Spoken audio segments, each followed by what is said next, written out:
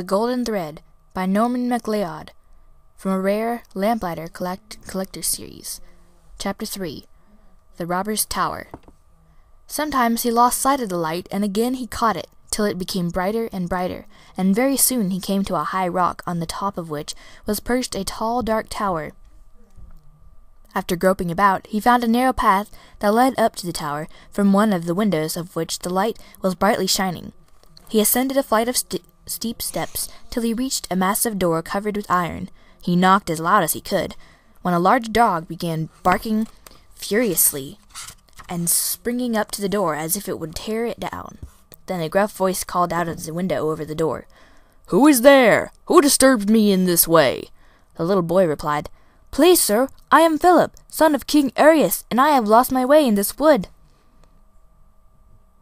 "The son of the king, are you?" asked the voice. "That is a grand joke. Let me have a sight of you." Then the window was shut, and he heard footsteps coming tramp, tramp down the stairs, and the voice said to the dog, "Lie down, hound, and don't be greedy." "You would not eat a young prince, would you? Lie down, Tusker." The door was then opened by a fierce-looking man with a long beard. The man bid him enter, and examined him about himself and his journey. Philip answered truly every question. Then the man rang a bell for an old woman who lived in the house, and bid her take the boy with her and give him his supper.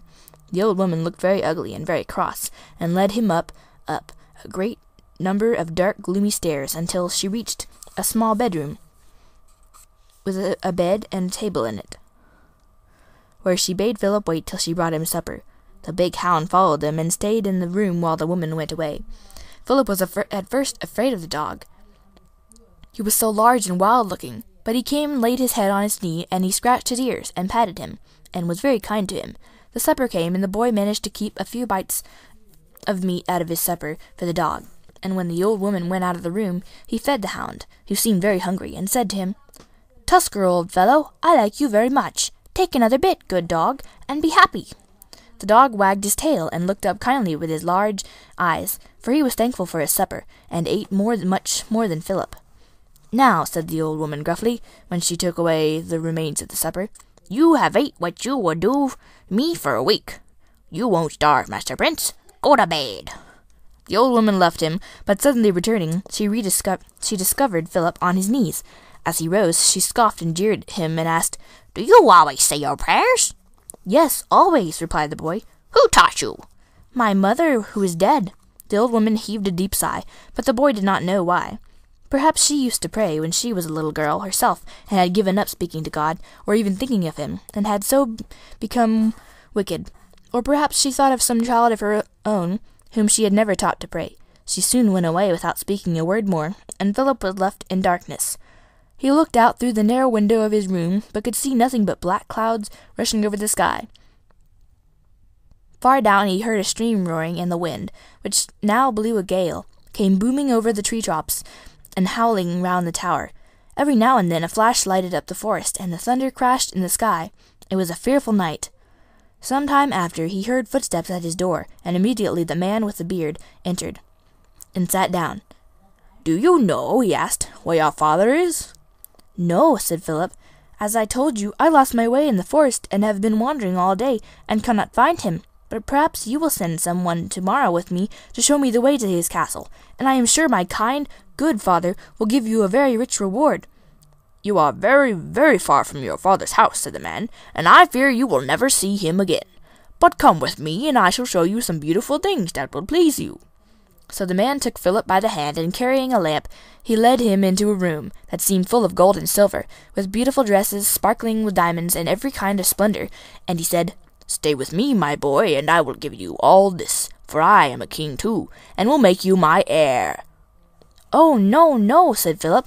"I will never forsake my own father." The man then said, "If you stay with me, you need never go to school all day, but may amuse yourself from morning till night, and have a beautiful pony to ride, and a gun to shoot deer with, and also fishing rods, and a servant to attend you, and any kind of meat and drink you like best. Do stay with me." "You are very kind," said Philip, "but I cannot be happy without my father." "Come then with me, my fine fellow, and I shall show you something different," said the man, seizing Philip firmly by the arm, and looking very angry. After walking along the passage, from the end of which was confused noises came, A door was opened, and in a large room, round a great oak table, sat a company of fierce-looking men, drinking from large flagons which stood before them. Their faces were red, and their eyes gleamed like fire. Malden placed Philip on the table. One of the robbers was singing this song: "We're the famous robber band, hurrah! The lords of all the land, hurrah! A fig for law or duty if we only get our booty with a fa-la-la-la-la. Every man to mind himself, hurrah! Is the rule of Captain Malden, hurrah! Then let the greatest thief and robber be our chief with a fa-la-la-la-la." No wonder Poor Philip trembled as he heard that lawless band thus glorying in their shame, and like demons singing with their horrid song in praise of all that was most dreadful and most wicked. He had read stories of robbers which sometimes made him think that they were fine, brave fellows, but now that he was among them, he saw how depraved, cruel, and frightful they were. Their savage, coarse looks terrified him, but he was held by Malden on the table. When the song was ended, one of them asked, "Whom have we got here?" "Who do you think?" replied Malden. "What would you say, my men, to a young prince, no less than the son of our great enemy, King Arius?" "A young prince? The son of Arius? What a prize!" they exclaimed. "What shall we do with him?"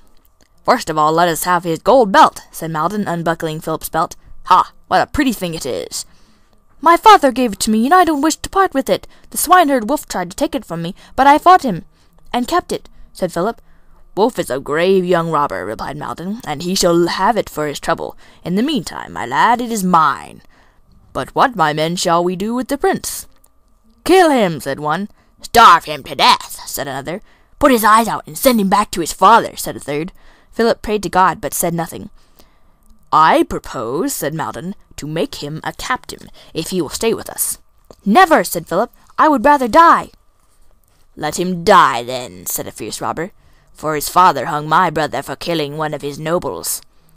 "I tell you what we will do with the lion's whelp," said Malden.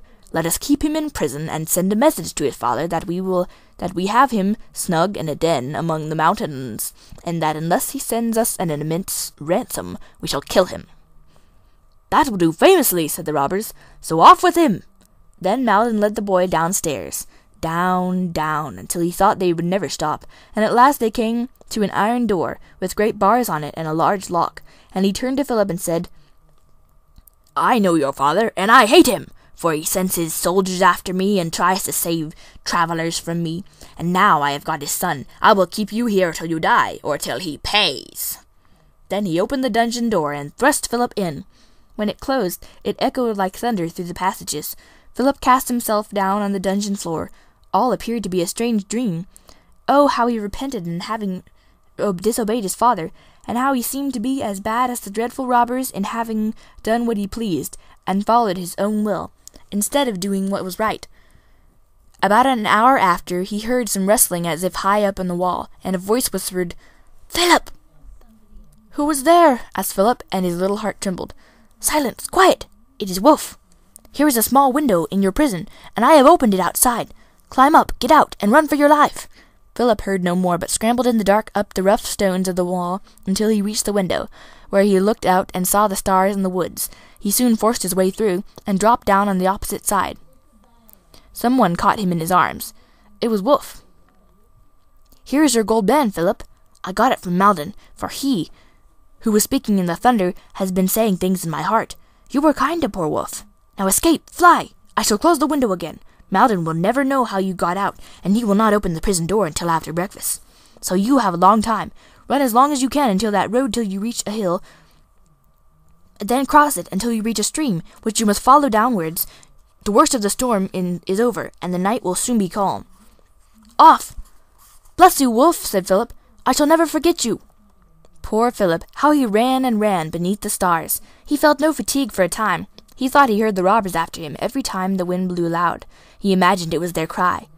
On